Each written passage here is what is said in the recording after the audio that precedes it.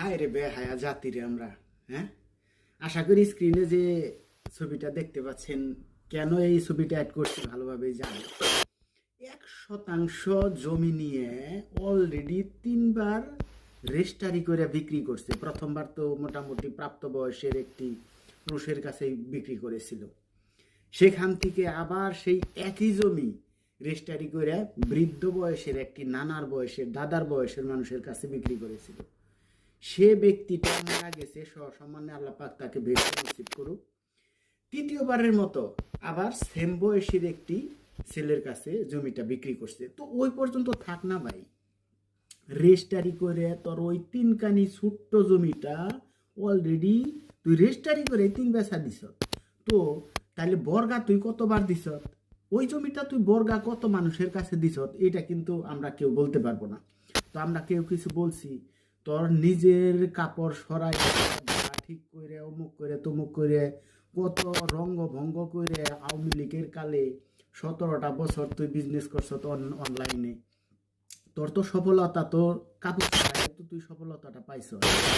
তো বাংলাদেশে 2026 সালে ফেব্রুয়ারিতে যে নির্বাচনটি হইল, জামাতের আমিরকে সামনে রেখে বাংলাদেশের গভর্নমেন্টের বর্তমান হিসেবে 40+ অর্থাৎ 40+ তিনি কিন্তু ভোট পেয়েই বিরোধী দলে গেছেন।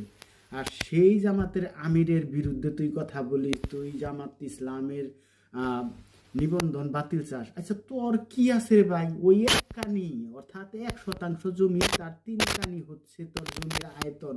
তো সেই জমিটা নিয়ে তুই কত ভেটকা মাস নাঙল ফুলাইয়া তুই কথা যে কর যে তুই। আচ্ছা, এইটার কোনো মানে আছে? এই যে তোর এখন সোশ্যাল মিডিয়ায় তোর ফেসবুকে যাওয়া যাইতেছে না, মনে হইতেছে যে ফেসবুকটা পুরাটাই মনে হয় বাঙালিদের জন্য, বাংলাদেশিদের জন্য। আমরা তো ভাই বাহিরে থাকি, এই সমস্ত খবর তো আমাদের কাছে আসাই কথা না। যে এ রোবায়া কি বলে, মানে ওর তো কথাই আমাদের শোনা, হ্যাঁ, ওর তো কথাই শোনা, অথচ আমাদের নসিব দেখে মতো একটা কাপড় খোলা লোকের কথা আমাদের এখন অনলাইনে শুনতে হয় এবং কি জামাতের আমিরের শুনতে হয়।